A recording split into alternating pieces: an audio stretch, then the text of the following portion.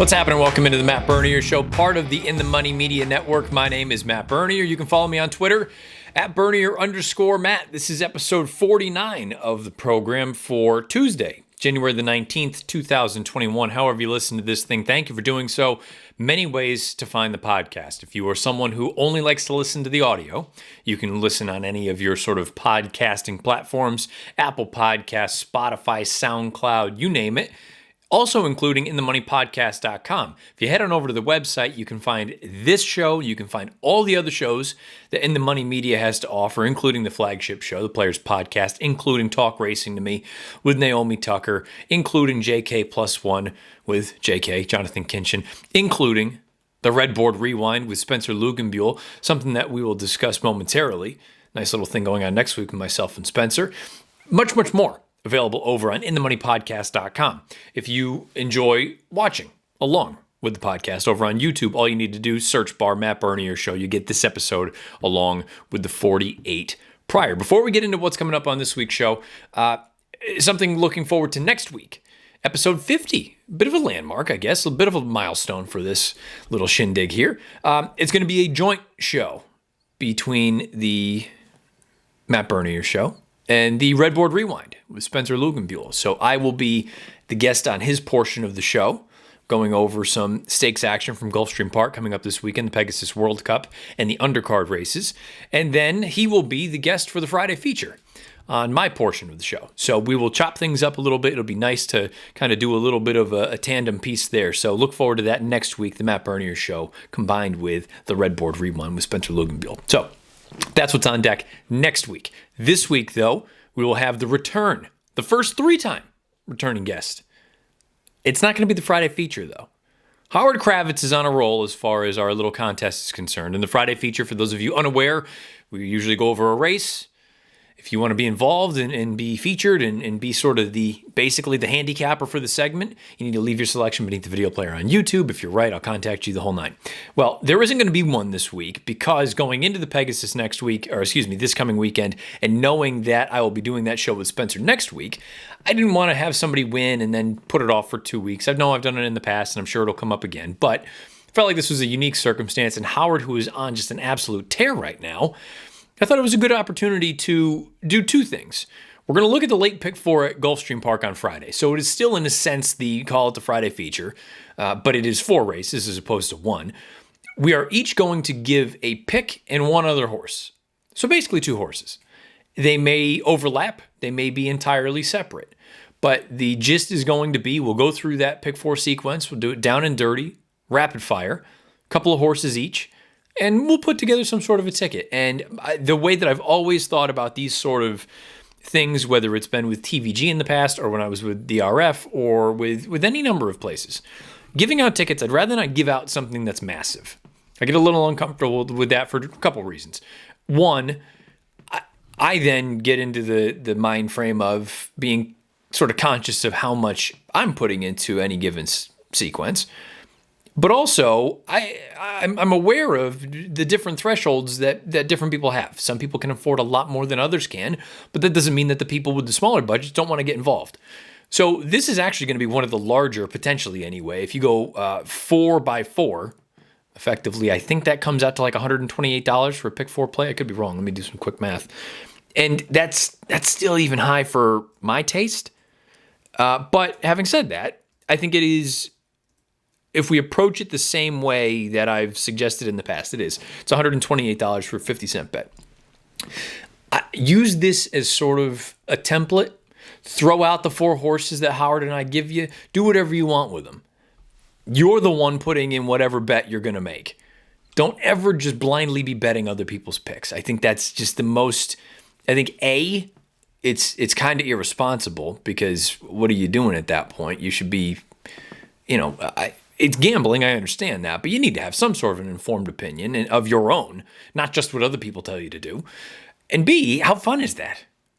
I've never understood. Is that enjoyable to just like read someone else's picks and just blindly bet what they're doing? That I never really thought that was the gist of what we were doing. I thought the whole sort of push behind it was we can all kind of riff, we can go back and forth, bounce ideas off one another, and you know what? I may hate the idea that you have, but I'm going to listen to it because that at least gives me a better idea of potentially what some other people might be thinking of that same horse.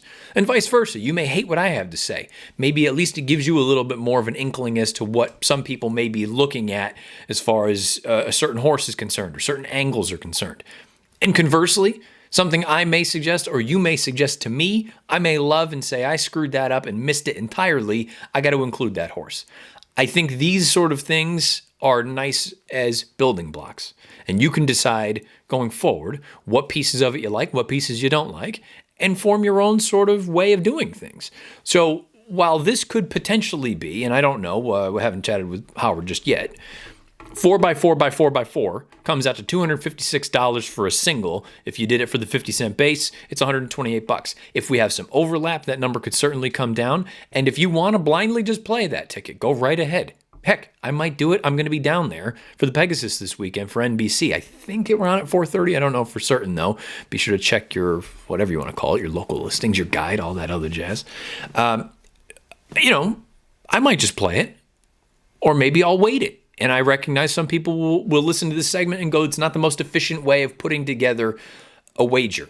You should be really emphasizing your opinions. You're right. But that's not what we're doing here. This is supposed to be sort of a fun segment.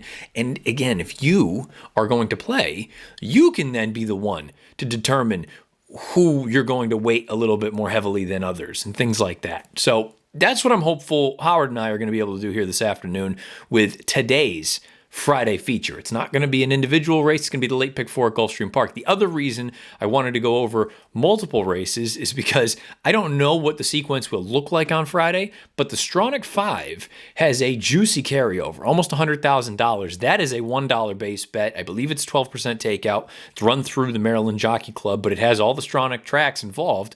Giant carryover the day leading into the Pegasus. I think it's going to be a massive pool, and I'm hopeful.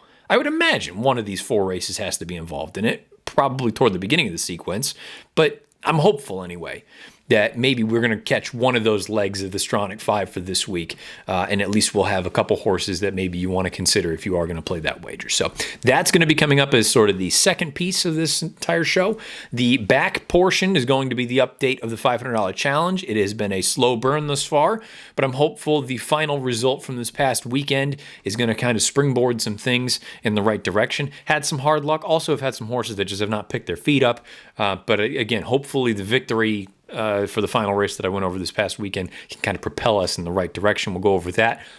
But before we do either of those things, we have had the first Derby prep for 2021. It happened last weekend, last Saturday, down at the fairgrounds, the Grade 3 Lecomte, mile and a 16th. And this is something I want to do every week, or anytime there is a Derby prep with points awarded. Every Monday or Tuesday in this case, and I'm sure that'll happen again at some point.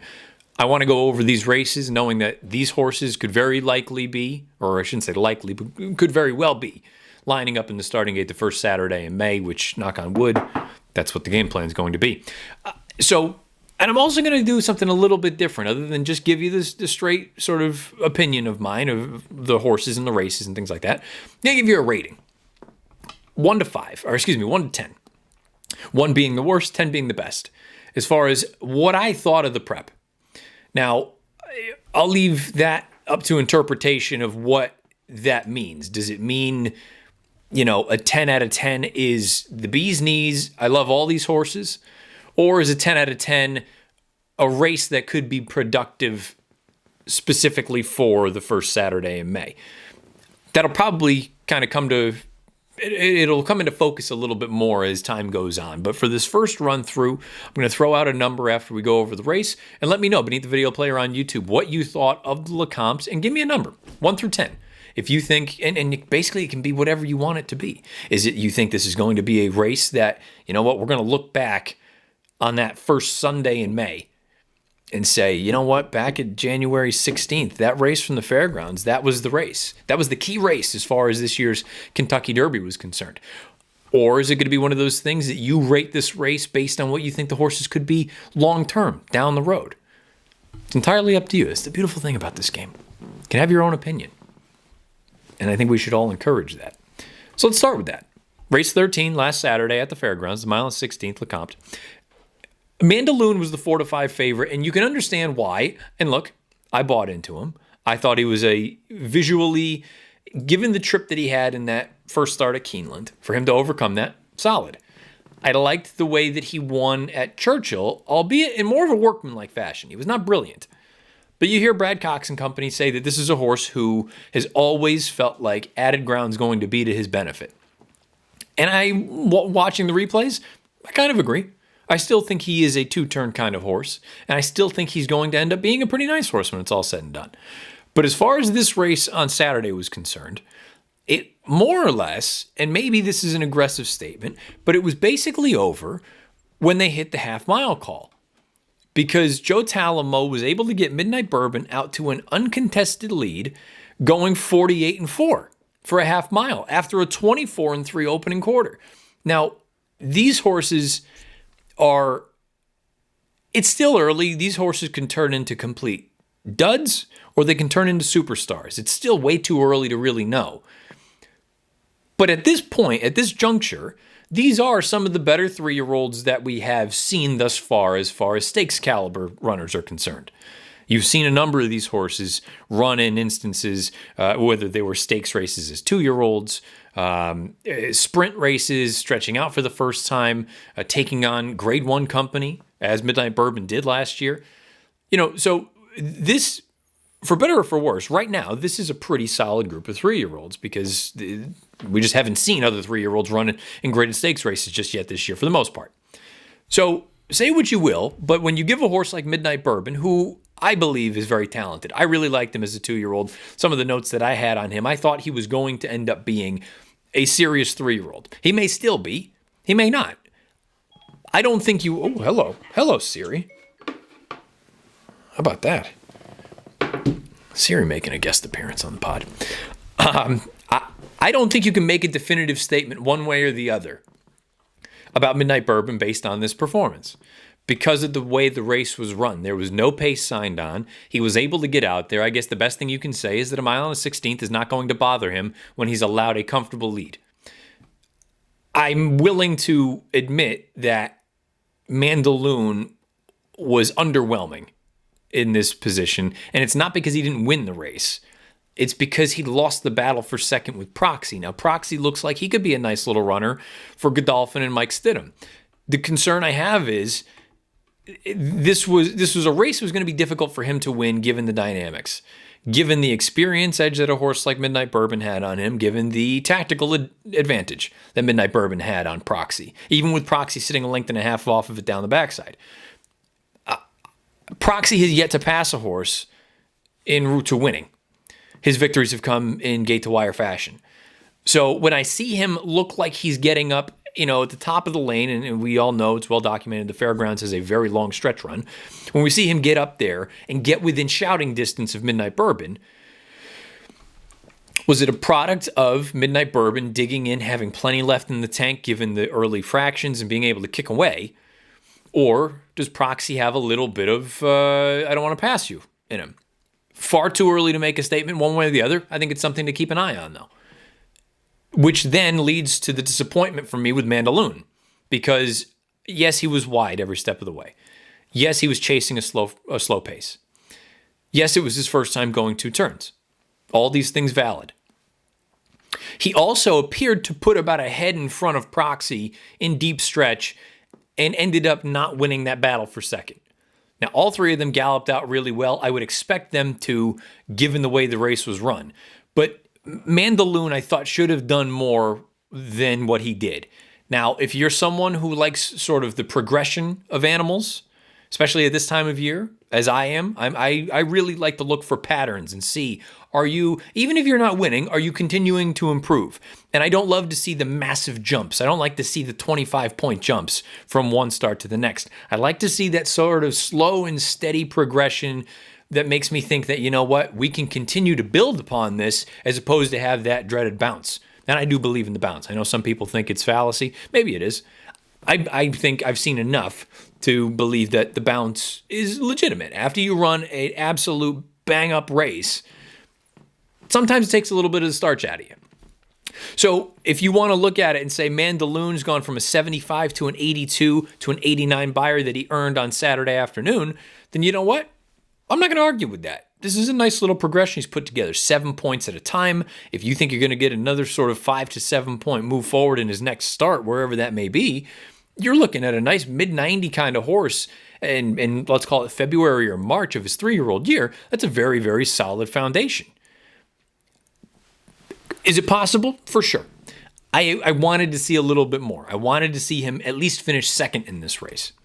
If he was what I thought he could be and what many other people clearly thought he could be, he went off at 4 to 5. Proxy, I've sort of laid out my reasoning for a little bit of, I just want to keep an eye on it and see if he does go and pass horses when it's all said and done. Hasn't yet, doesn't mean he can't, but hasn't yet. Midnight Bourbon, he has shown the ability to pass runners in the past. Now he has shown the ability to win in gate to wire fashion, which is a nice feather in his cap.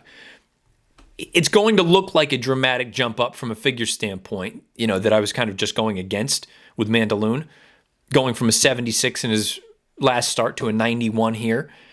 But really, when you really kind of tear it apart, that was in October of his 2-year-old year. We haven't seen him at the races in 4 months. So he had every right, going from a 2-year-old to a 3-year-old, to take that sort of step forward. And that would be the caveat. If you get that 20 to 25 point jump, and it's the last start as a 2-year-old in October compared to the first start as a 3-year-old in February, that's totally within reason. But I don't like to see that with horses who have run a couple times in a form cycle, and then you get a giant move forward. That at least gives me a little bit of cause for pause. When I look at the way they came home down the lane, they all came home 30-4, 30-4, 30-4. In the grand scheme of things, this was not a sexy performance from any one of them. I thought they all did what they were supposed to do. With the way things were laid out, they all ran fine. Now, if you want to look at it from a pedigree standpoint, these horses all have seemingly the right to be fine with any kind of distance that's thrown their way. Midnight Bourbon, you take a look at some of his siblings. Pirate's Punch, who is I would call him a miler to a mile and a 16th on dirt. Nice horse. Won the Sal Mile last year. Gervin, who won the Haskell as a 3-year-old at a mile and an 1/8. He doesn't seem like a horse that would perhaps, cause any kind of concern for stamina issues. And Cocked and Loaded, perhaps he would be one, but he did win going 2 turns as a 2-year-old. So I don't think there's any kind of issue there when it comes to pedigree and distance for Midnight Bourbon. When you look at a horse like Proxy, he is a sibling to Micheline. She won the Dueling Grounds Oaks at a mile and 5/16 on grass. I don't have any issue with that. The Honey Rider, I believe, is a mile race on turf at Gulfstream. So I don't see any immediate concern there. Clearly, his damn panty raid distance wasn't an issue. American Oaks, she won the Juddmonte Spinster as an older horse. The Black Eyed Susan, she even won. So distance, not an issue there. And when you consider the sires of these horses, there's really not any real reason to be terribly concerned about it. I mean, Proxy is by Tappet, we already know. That's not an issue. Midnight Bourbon's by Tisnow, not an issue. Then you look at Mandaloun, Into Mischief, look, just because Authentic went and won the Kentucky Derby and won the Breeders' Cup Classic doesn't mean that all of a sudden Into Mischief is, the go-to for a mile and a quarter. I still think he's probably best as a miler to a mile and a 16th from a stallion standpoint, but they can certainly get out to a mile and a quarter. When you look at the bottom half, oddly enough, for a Juddmonte homebred, I at face value, I'm not seeing a heck of a lot as far as what the family has produced. Doesn't mean that he can't outrun that. Again, it's horse racing. It's not all about the breeding. We have seen horses outrun their pedigree many, many times over.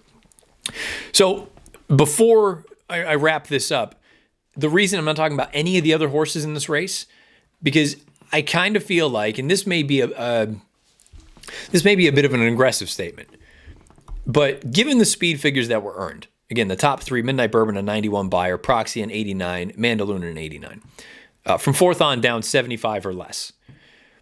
Going back 10 years, going back over the 10 most recent Kentucky Derbies, I wanted to see what the winners of those races, and I recognize there are going to be some kind of quirky pieces in this, but work with me here. How fast had these horses run at basically this same time? So the winners of the 10 most recent Derbies, late January, early February, how fast did they run those races whenever they were, wherever they were, en route to the Kentucky Derby.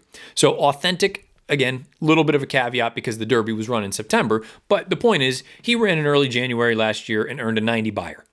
Okay, pretty solid. Maximum security.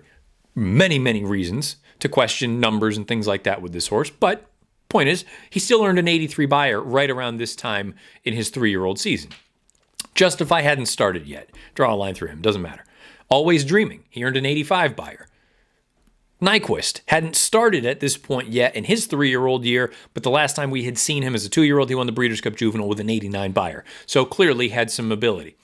You go to American Pharoah, another horse that hadn't started as a 3-year-old yet. Last time we had seen him was in September of his 2-year-old year. In the front runner, he earns a 101 buyer. California Chrome, this time is his 3-year-old year, 88. Orb, an 83. I'll have another in February of his 3-year-old year. So about a week and a half difference. He came back and earned a 96 buyer.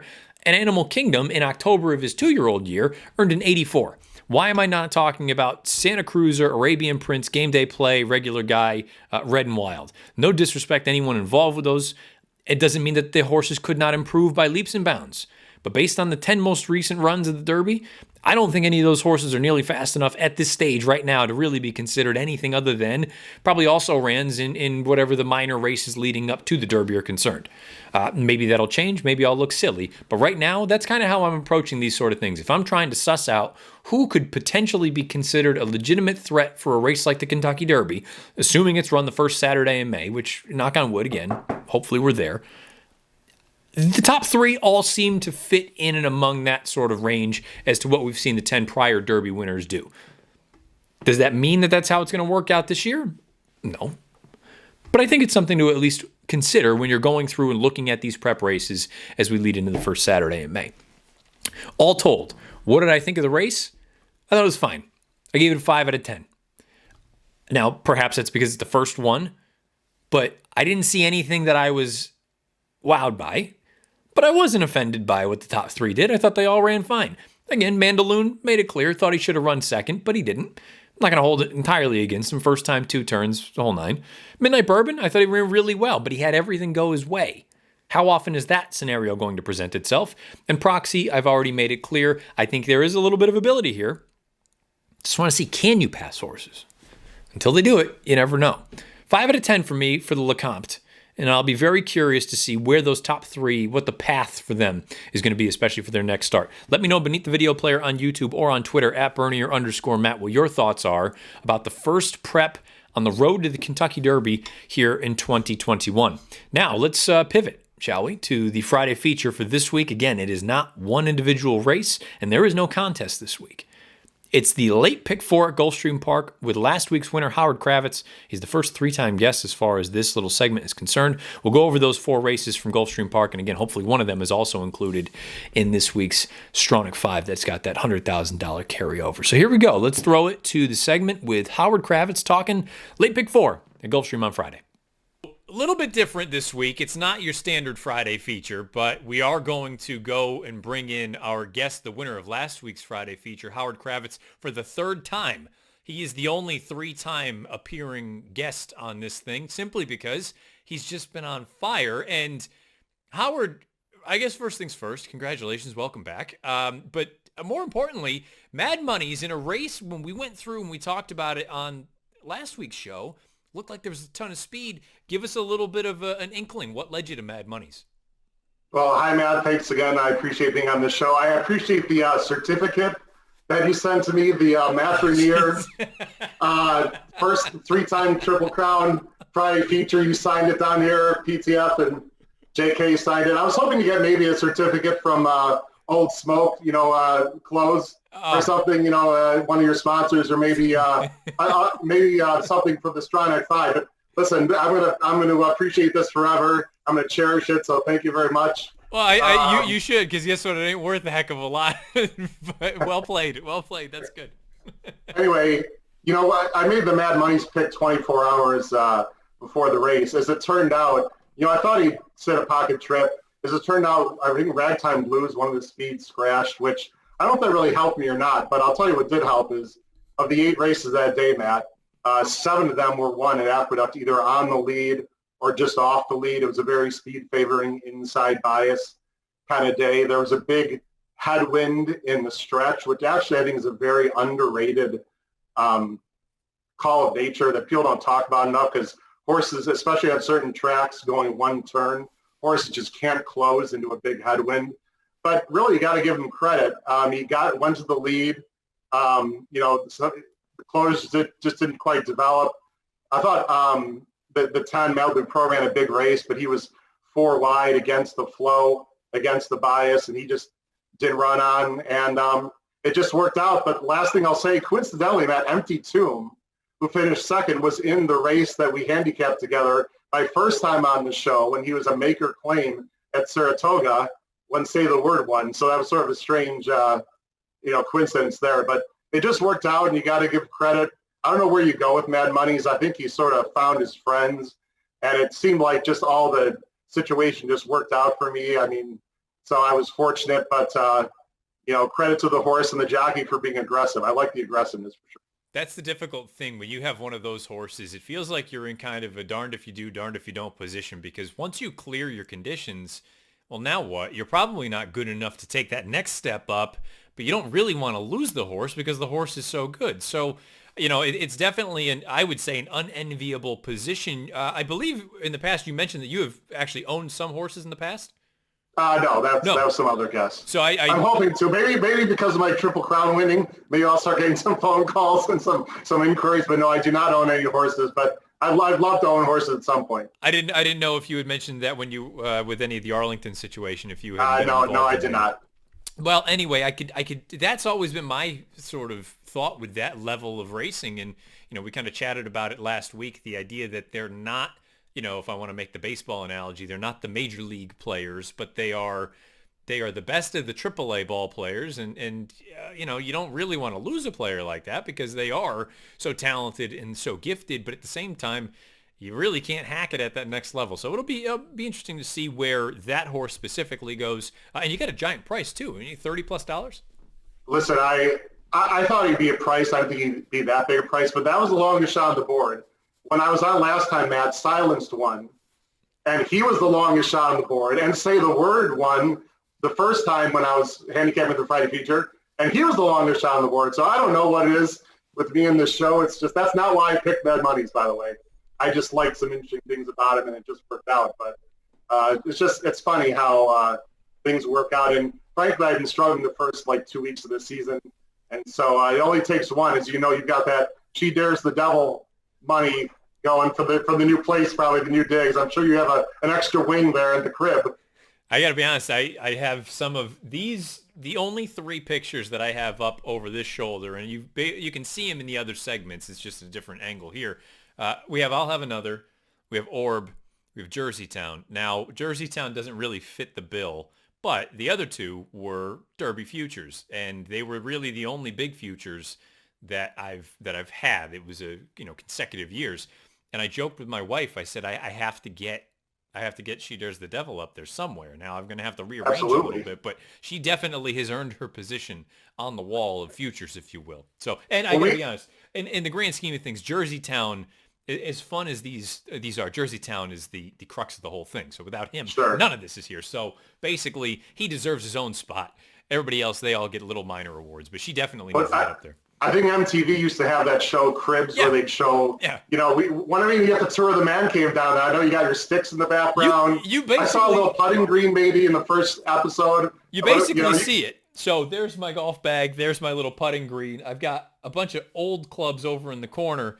And other than that, I'll probably, I'll tweet out a picture of the desk view because it's actually, I've been, many people won't love to hear this. I've been focusing a lot more on betting on sports than I have horse racing lately.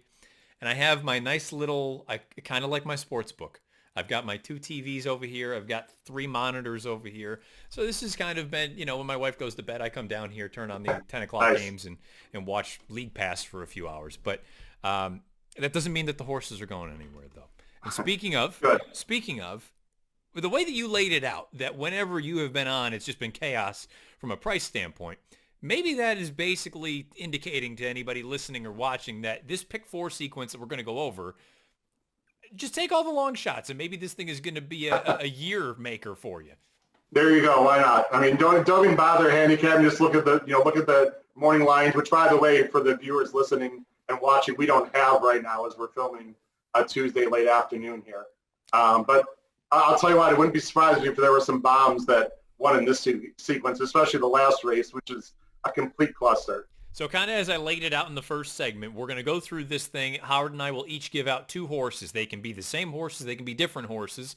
If we happen to have 4 unique horses, you're looking at a $128 play for 50 cents. I'm not telling you to go play that. You can throw out all the horses. You can use them all. It's entirely up to you. And again, that's what the whole thing is about, you having an opinion. Listen to what other people have to say and do with that what you will. You either support it, you throw it out, you do whatever you want. But don't just blindly bet it just for the sake of blindly betting it.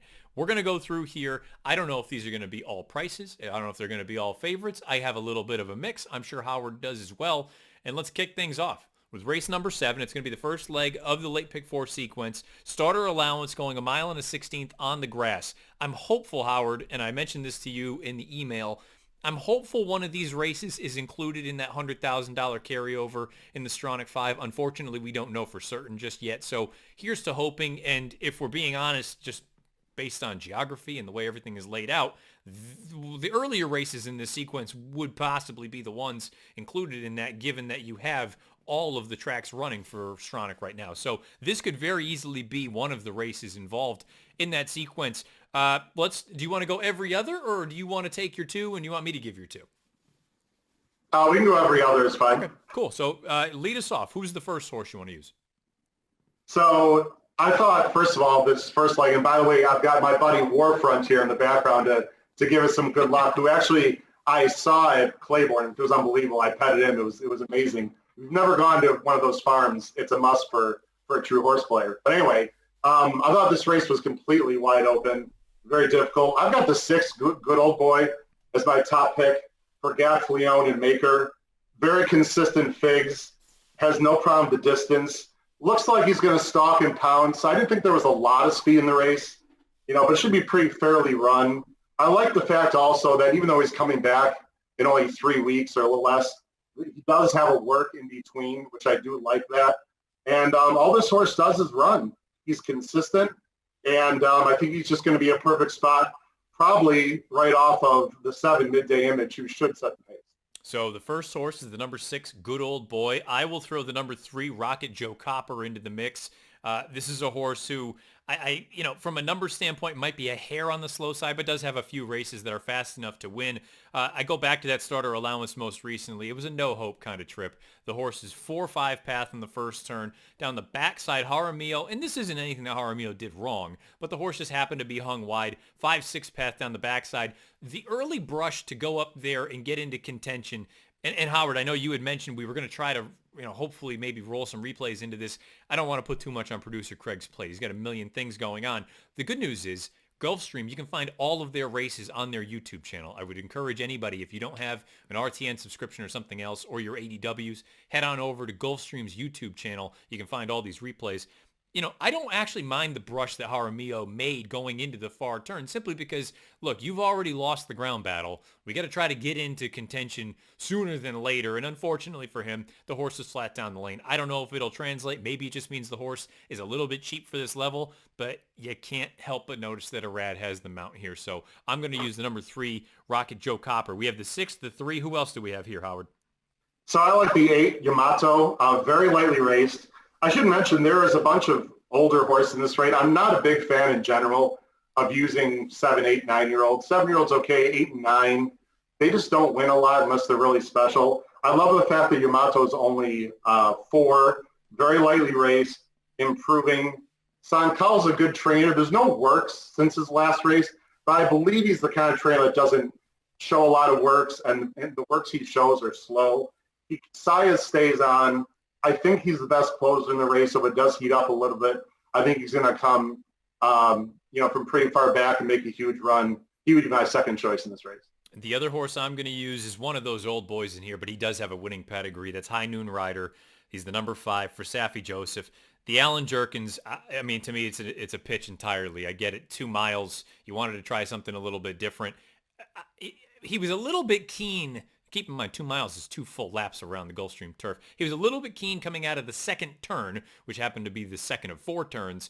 And he pulled up a little bit into the run. I just didn't think it was a race that you want to put too much stock into. The run 2 starts back in the Claiming Crown Emerald. You've had 3 horses who have come back and earned Beyers of 89, 89, and a next out winner with an 86. I think the form of that race is holding up relatively well, and I don't think he has to come from 100 out of it. I think he can be a little bit closer if need be. So I'll use High Noon Rider. Look, it's dangerous. We are throwing out the confirmed speed in here. A horse that is in form in the number 7 Midday Image for Louis Carvajal and Edgar Prado, but the first leg, we are going 3, 5, 6, and 8 for hopefully enough coverage to get us into leg number 2. This is a fascinating race to me, Howard, because we've got 5/8s on grass, we've got Florida-bred N1X runners, and I guess first things first, let's go through our picks, and then if for whatever reason the elephant in the room is not discussed, we will then discuss. So who is the first horse you're going to go with? Well, by the way, in the last race, I would definitely, if people can afford it, I would definitely use that 7. Just because I always seem to lose pick 5s when a horse wires the field, especially on turf. So hopefully that won't happen for us and the viewers, but I would probably try to use the 7 if you can in the last race. This race is interesting. First of all, I will say, Matt, I know you used to feel this way. I don't know if you still do. 5 furlong turf sprints, my least favorite races at all, by far, because there's really not that much of a difference between a 30 claimer and like a high class allowance horse. You're talking like maybe a length or 2. It all depends on trip and if you break. And there's just so if one little mistake and you have no chance. So I'm not a huge fan of these kind of races. But there's one thing I know about this race. The number 1, Angel Sense, for Larry Ravelli, a Chicago guy like me, his numbers off layoffs are ridiculously off the charts. And he's not just done it at Arlington, which is a little bit of a cheaper track now, and the depth is not there. I've seen him do it at Gulfstream. He did it earlier this week with a horse at Gulfstream on the turf. He's done it at Woodbine. Matt, 5 for 10. Larry Ravelli, with a year to a year and a half layoff, 50%. 70% in the money. That is unbelievable. This horse, by the way, interesting, look who he faced first time. He beat Fair Maiden first time out. It was a grade 1 winner. Just won the La Brea she did. So I don't think you could say too many horses in this race that beat a grade 1 winner. Anyway, this looks like the speed of the speed. I'm not concerned at all about the layoff. This horse just has to break. He puts IRAD on him. He's obviously got a ton, or she, excuse me, has a ton of back class. That's my number 1 pick. You want speed in these kind of races, I'll go with Angel Sense. She was the elephant in the room. She has been gone for a long time, but as you laid out Larry Ravelli's numbers with this move, off the charts. I mean, I had very similar numbers, past 3 year sprints, year plus layoff, 5 for 9, 8 in the money with a 455 ROI. You add Arad to the mix. I mean, this is just a horse that is very, very logical. She does, to be fair, need to break because down on the inside, if she's a hair slow, there's a real scenario she gets stuck in behind runners. Based on her 2 lifetime starts, I have no reason to think she is going to break flat-footed. But it's just at least something to at least throw out there. I also was going to use Angel Sense. She wasn't going to be my top pick necessarily, but that effectively will wipe out one of our picks for each of us. So I'll just come with the other horse that I was going to use in here. I kind of went back and forth between 2 different runners. I ultimately landed on the number 7. Miss Miami. This is going to be a first off the claim runner from Mike Maker's barn. Maker's barn over the past 8 months in turf sprints first after the claim at Gulfstream. I know it's a rather specific number, and you were also including sort of the off season down at Gulfstream, not the championship meet with the air quotes. 3 for 7. I know the ROI is negative. It's a 177 return on investment, but it's still small sample, but you're nearly batting 50%. I think there is something to that. And I like the fact that this mare has a little bit of tactical speed where, you know what, if for whatever reason the layoff gets to the filly on the inside, I think Miss Miami's going to be in a decent enough position. And I thought it was I'm going to call it an inoffensive performance in that most recent run. I think she's at least in the picture as they turn for home. Yeah, that was my second choice, actually. I agree with everything you just said, for sure. So there you have it. We're only going 1 and 7 in this race. And I got to be honest, there's a part of me that actually likes that because now we're not going to have some triple digit ticket out there. We're going to have things that are a little bit narrower. And again, if you're using it, I can't stress enough. Use this as a building block. Do with it what you will. You love it, play it. You hate it, toss it out. Do whatever you want. But I like it when the number's a little bit smaller. Man, I do want to mention, I know that I've talked about replays. I know you're a big replay watcher. Folks, you have to watch, if you're going to bet this pick 4, the number 3, Song River, the December 24th, race 9 at Gulfstream Park. This horse broke a little bit slow, and then the horse just to the inside of him lugged out. This horse lost a good 5 or 6 lengths. I thought they were going to pull this horse up. Somehow he kept running and only lost by a few lengths. This is a complete replay special. This horse ran a fantastic race. She did. However, if she breaks better, she's obviously got a chance. But one other thing I have to ask you, Matt, real quick. So this horse got a 68 buyer, right? Mm-hmm. The next race is when Miss Miami run. She got a 66 buyer, but Song River ran a little more than a second slower. So the buyer, I don't know. The buyer doesn't usually take ground loss into account, I didn't think. So I found that to be very strange. I don't know if you have an opinion on that or not, but they were back-to-back races, so the track variant could not have changed. Granted, Song River got a much tougher trip, and I'm sure on the rags, that her number is definitely going to be better than the 7. But any opinion on that? I found that to be interesting. Yeah, I mean, the only thing without going through, and I can pull up the chart real quick, but I wonder if the class level did have something to do with that, keeping in mind that Song River was running against N1X Company. Meanwhile, Miss Miami was in against $16,000 claimers. To your point, I mean, look, it's very unlikely you have a difference in variant from one race to the next. They're run 24 minutes apart. Unless there was some weather that came through and things changed dramatically, it seems unlikely to me that things would have changed that much. The one thing I will say, if you are not someone who wants to go through and do all the chart work to take a look and see at what Howard alluded to, effectively, for those who don't know, 1 second is like 5 lengths. It's not a small gap. A fifth of a second roughly equates to a length. That's a massive, massive difference from one race to the next to have them earn the same figures. I will say, Timeform US, I love the buyers. I love Timeform US as well. And they have the raw number effectively the same as well. So that's interesting. So Miss Miami ran 55.96, Matt. And then the race before, Song River ran 57.12. That's pretty significant difference there. But again, Song River did have at least 5 lengths of trouble. If you watch the video, you folks will see that. So that's something to at least factor in. But yeah, the only thing I would say is whenever the figures match up, I feel pretty good about it. I mean, they could both be wrong. Certainly, it's happened before. Sure. But it at least allays some of the fears of one being totally off the reservation. So good as far as a little bit of a bomber in there. Johnny V with the mount 2, not a terrible thing to see there for the number 3 Song River. But as far as our ticket goes, only 1 and 7. We move on to the third leg. This is a non-winners of 1 other than going 6 furlongs on the main track. Howard, kick things off because I think this is a really interesting race, not just for today, but perhaps long-term for a division like this. You got some interesting horses.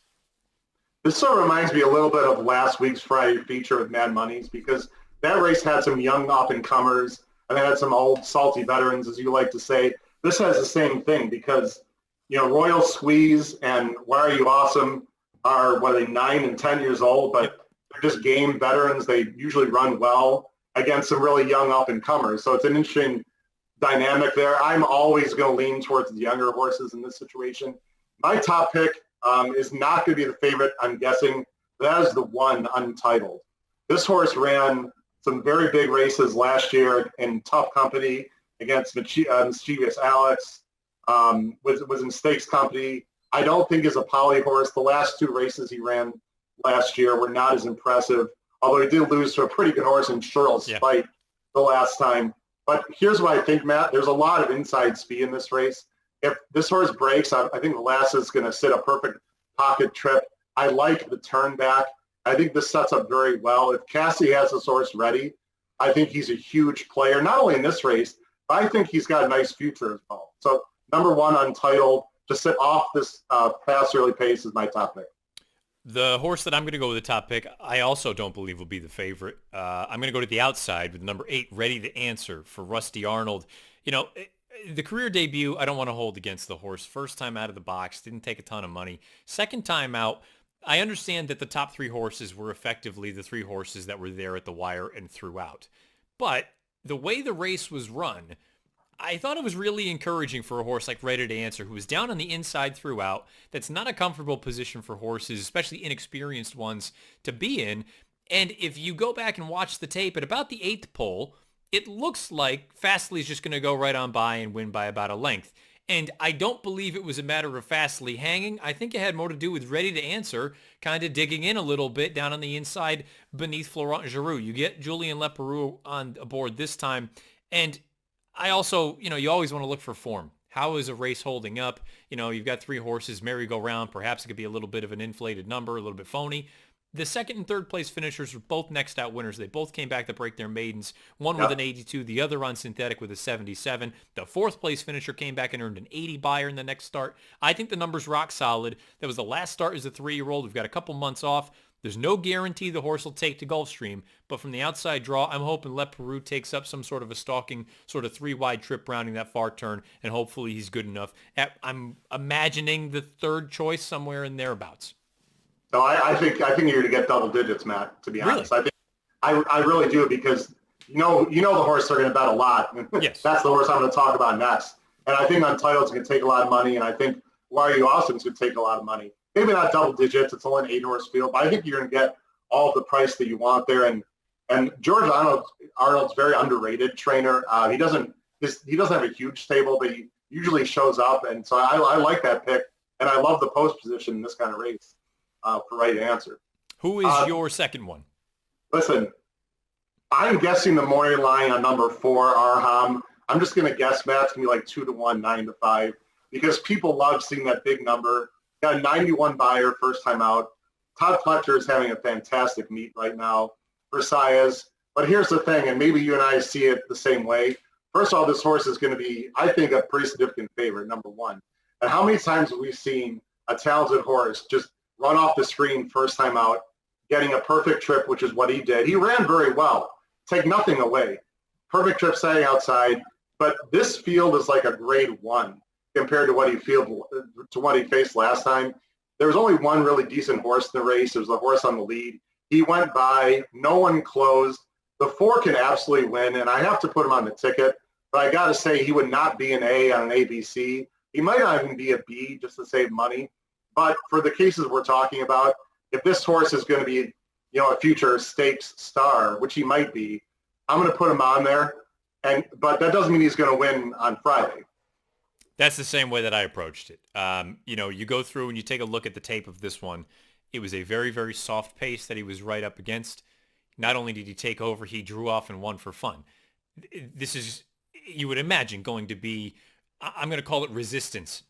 There's going to be much more resistance when he goes to make the move that he did in the maiden special weight race that he broke his maiden in so emphatically. There's going to be a heck of a lot more resistance from these salty older horses who have run multiple times, who aren't going to just completely cave at the first sign of adversity. Having said that, he is the horse with all the upside. And I get it. There are a couple horses in here who are relatively lightly raced. But if you're to believe what... It's the dangerous piece. And I know some people hate the term the eye test, because they believe if the horse is fast enough, great. If they're not fast enough, they're not fast enough. I think both can be true. And from the eye test, the horse could be anything. Now, you don't know until they actually get out there and they get into a tussle. But visually, there's something to be said about a horse going 6 furlongs on dirt to get their third fraction, which would be an eighth of a mile, call it the 5th eighth, the 5/8, in 11 4, and then the final eighth in 12 1 on dirt. And the first time out of the box, clearly this is a horse that it's taken a while to get to the races. A 3-year-old debuting in the sort of very late stages of their 3-year-old campaign is not usually a good thing. But I thought he looked fantastic, and I don't think he's a great win bet.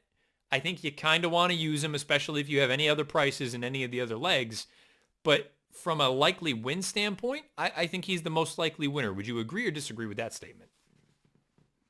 Actually, I really like Untitled. I think Untitled's the most likely winner, only because of the inexperience. Sure. Now, listen, if Arham runs off the screen, I want people to say, Howard, you have no idea what you're talking about. And this horse might be the most talented horse in this race, Arham. I'm just not sure Friday is the day for him to win. So I'm not taking anything away from the horse. Just it's all about situation. You know that, Matt. It's all situational. Every race tells its own story. And this is going to be a really tough test for this horse. So through 3 legs, we are 4 by 2 by 3, which is nice. Now, granted, you could spread very, very deep in this final leg if you choose to. We're going to stick to the parameters that we had laid out before we started. We get 4 horses at most. Race 10, it is a maiden $20,000 claiming event going 5/8 on grass. I would call this a dartboard race. Just grab your darts and throw, because anything can happen. Having said that, I think there are some interesting horses that you can make cases for, and even if you don't necessarily believe in them as far as likely winners and you need to use, 6, 7, or 8 of them for a pick sequence, I think you might be able to bet some of these horses to win because they're going to have very, very appetizing odds. Who is the first horse you want to use in race 10? By the way, I just want to throw out, if you don't mind, Matt, I like the 5 in the previous race as a long shot. Girolama's Attack, if you can afford it, because I think Tyler's going to sit off the pace, and I think he's got a shot also. Just want to throw that in there. In the last race, Matt, I thought there's 12 horses in this race. I honestly can only toss out 3 of them. If I had the money and the right ticket, I would go 9 deep here. This is a crazy race. I've been in these situations before, as I'm sure you have, and a lot of other handicappers, where you get to the last race and it's a wide open, and if it's 5 furlong turf, sometimes I try to find like the sneaky horse. I want to take speed. Anyone who's got any kind of early speed, these horses just don't pass other horses. It's why they're in for this tag.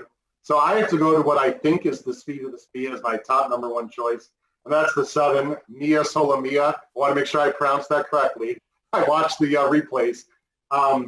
This horse lost to a drop-down maiden special weight horse last time, so there's no shame in the horse that he lost to last time, who coined the phrase, I believe is the name of the horse.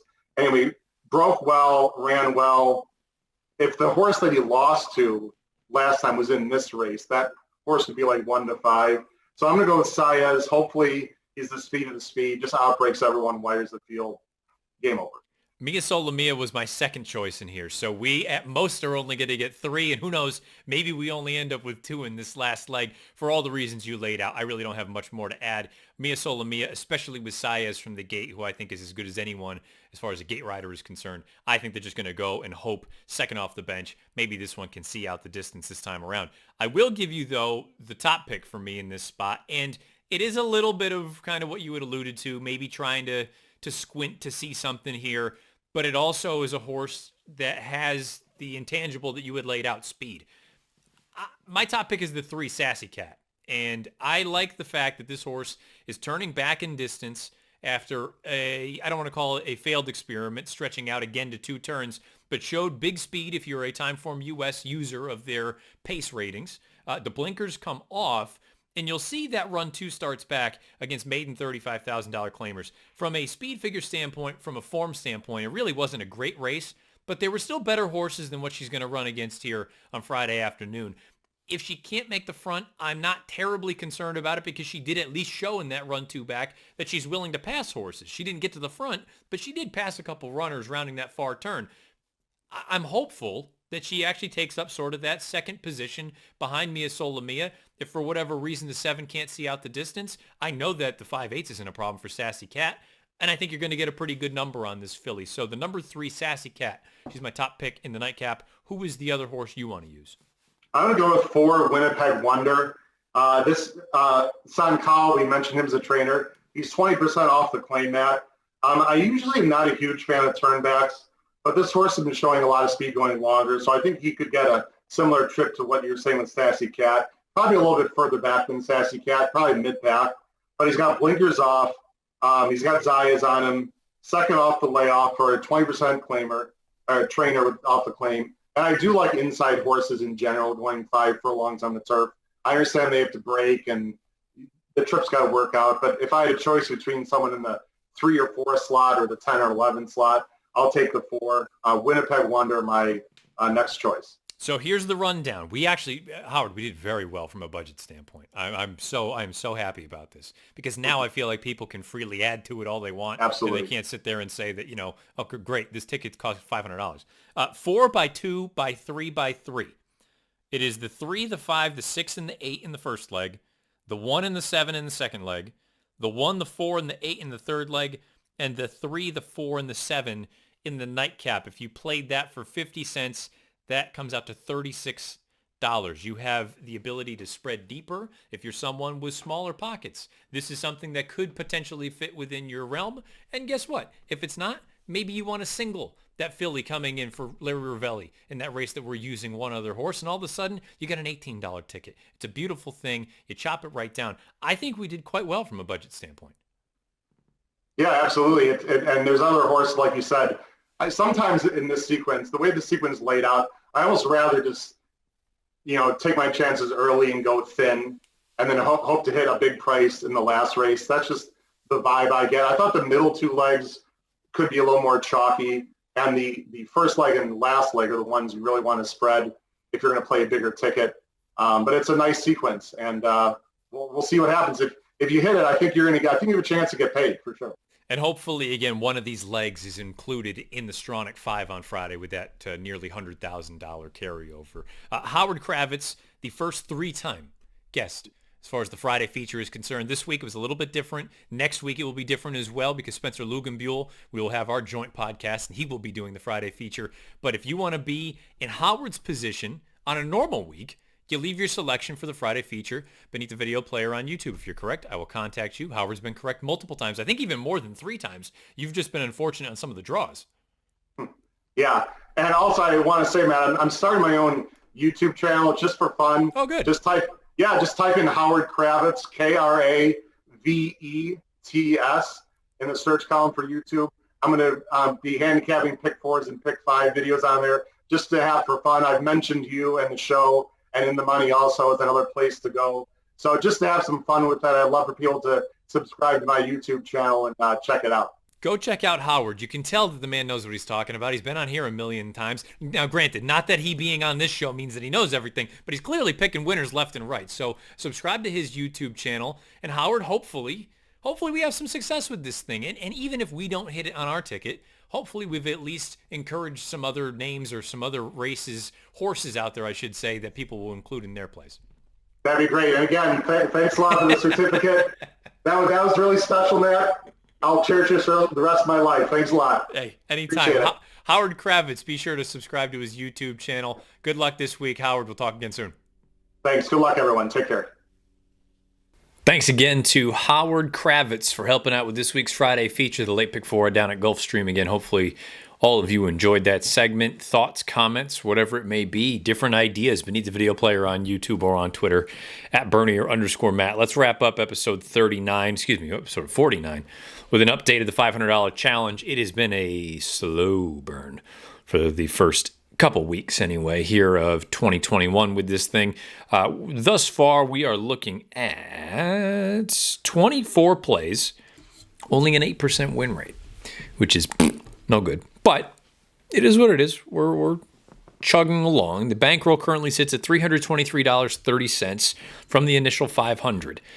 So effectively, we have 2 victories thus far. One of them was a 2-to-1 shot, and then the other one was Brickyard Ride in the Cal Cup Sprint on Saturday evening at Santa Anita at just under 5-to-1. The horse is actually, I believe, 8-to-1 leading into the gates. And then, as is the case in horse racing, that late computer money just smashes your odds. So I would have bet the horse anyway, but would have been much nicer if we had a bigger price on Brickyard Ride, who went out there and won in gate-to-wire fashion. So 8% thus far for the win rate. $258 have been churned, 50% in the money. So half the horses are hitting the board. Typically for me, the win rate is right around half of what the hitting the board rate is. Maybe slightly less. So typically my numbers in that sort of 60 to 65% range with the in the money horses. The winners are usually around 22%, 20 to 22%, somewhere in there. So if everything sort of works as it should, regression to the mean sort of piece, the win rate should climb at some point. I would hope it does. But then I thought about it too. I was worried about, lack of plays and things like that. This isn't really a time-sensitive challenge. The goal is already been stated. We're trying to get to the $10,000 churn, and it's not like there's been a date or a number set for when this thing has to finish. So right now, for this week anyway, it's only going to be the things that you find on racingpicks.com. Those will be up Thursday, Friday, Saturday, and I say that the little tweak to that will be if for whatever reason I don't write about one of the two Pegasus World Cup races on Saturday, because those races I will go over on NBC. So those will be involved, and if I end up using some other races underneath on the undercard, we may have more than 3 for that given day. We'll wait and see how things look as we get a little bit closer to race day. So there you have it. I'm just trying to think if there was anything really noteworthy about some of these horses. And, early on it was a lot of, I would just say, unfortunate circumstances, some bad trips, some horses ran, just weren't quite good enough. Past week, a lot of the horses didn't really run, that's more frustrating than anything. I shouldn't say that. I guess it can go either way. When they're running and they just don't quite get there, you say, you know what, at least I'm on live horses. When they don't run at all, you sit there and say, I gotta button my tongue here a little bit, bite my tongue, just because anybody that knows me knows that I got a mouth, and I have to try to censor it a little bit here. So, but yeah, it's been a slow burn here, but we'll keep trucking along. Again, $323.30. We are far from in disaster territory. We get a couple winners here. All of a sudden, that thing is back up into that low 400 range, and we have plenty of time to worry about getting to that 10K churn. So that's where things stand with the $500 challenge. If you're interested in getting involved, do your own little thing. Again, I think it's a really enlightening sort of exercise, even when it's going like complete dog, what. Just because it is what it is. Sometimes you're going to get lucky, sometimes you're not. And I even thought about for a moment kind of changing up what's the philosophy here? Should I only go and start betting chalks? Oh, and by the way, the average odds of these horses is 5.39 to 1. So if you're looking at it from a percentage standpoint, horses that go off at odds of 5 to 1, they strike at roughly 17% of the time, leading my 8% strike rate with average odds of 5 to 1 to be piss poor. So, we got to double that up effectively to get back into respectable territory. But I thought about, I just start playing chalks all the time. And I said, you know what? Screw that. That's not your MO. That's not why people who do listen to me for advice and opinions. Favorites have a place. And value is in the eye of the beholder. If you think a horse should win 50% of the time and you're getting 3 to 1 odds or 2 to 1 odds, you're getting great value. That's a good bet. I like to look for horses that might slip through the cracks, and maybe they're not the likeliest winners, but maybe they can outrun their odds. That is really what my end game is with this entire thing, and that's just my philosophy in general. Perhaps that came from coming through the tournament ranks, where you needed really to kind of find and sniff those horses out to have any chance in those sort of things. And some people look at it and say you're not picking enough winners. That's fine. To each their own. But that's how I've gone about it and how I'll continue to go about it. I'm not going to try to reinvent the wheel. You got a bad run of luck. It is what it is. Stuff happens. Hopefully we can pull ourselves out of it here starting this week. Thank you again to Howard Kravitz for coming along. Next Monday's show will be the 50th episode of the Matt Bernier Show. It will be a crossover show along with the Red Board Rewind with Spencer Luganbuehl. Really looking forward to that, going over some Gulfstream Park Stakes action along with the Friday feature. Next week's Friday feature, we will go back to the normal piece where Spencer will be the guest. If you want to get involved with that race, whatever it may be, leave your selection beneath the video player. I'll contact you if you're right. You will be the guest the following Monday for the Friday feature. So plenty of good things going on there. Looking forward to some more fun things on the horizon. Think we're going to do some things with ABR again. A couple of Derby preps. So maybe we'll be doing some shows there. Keep an eye out for that. Number of good things going on. Really looking forward to getting down to Gulfstream again this weekend. NBC at 4:30 Eastern. We have the Pegasus World Cup Turf along with the Pegasus World Cup Dirt. So we'll see what happens. They look like competitive races. And as a gambler, as a fan, what else could you ask for? I think it's going to be a fun weekend down there. And hopefully, if it's not me, hopefully it is some of you that can strike. And maybe you don't get rich, but maybe you make a nice little score on Friday afternoon, whether it's in the Gulfstream Pick 4 or it's the Stronach 5 with that giant carryover. You can follow me on Twitter at Bernier_Matt. As usual, comments, questions, suggestions, whatever it may be, beneath the video player on YouTube or directly to me on Twitter. Until next week with episode 50 This has been episode 49 of the Matt Bernier Show. Good luck however you play, whatever you play, and wherever you play.